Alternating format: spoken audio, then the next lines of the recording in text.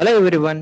இந்த வீடியோவில் ஒரு சில தமிழ் சென்டென்சஸை எப்படி நம்ம இங்கிலீஷில் டிரான்ஸ்லேட் பண்ணி பேசலாங்கிறத பற்றி தான் பார்க்க போகிறோம். ஸோ வீடியோக்குள்ளே போகிறதுக்கு முன்னாடி இது வரைக்கும் நம்ம சேனலை சப்ஸ்கிரைப் பண்ணாமல் இருந்தீங்கன்னா சப்ஸ்கிரைப் பண்ணிக்கோங்க அண்ட் கூடவே பெல் ஐக்கானையும் கிளிக் பண்ணிக்கோங்க.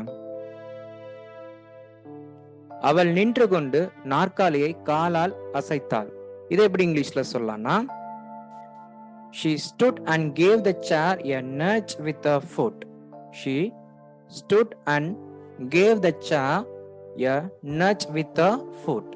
இங்க nudge-க்கான தமிழ் அர்த்தம் சின்னதா அசைக்கிறது இல்ல இடிக்கிறது.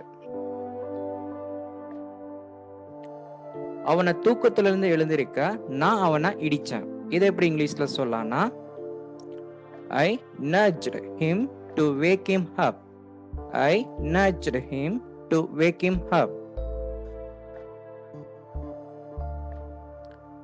அவ உதட்ட பிதுக்கி அவனை கோபமா பார்த்தான். இதை எப்படி இங்கிலீஷ்ல சொல்லலாம்னா, She pouted her lips and stared at him angrily. She pouted her lips and stared at him angrily. இங்க pout-க்கான தமிழ் அர்த்தம் உதட்ட பிதுக்கிறது.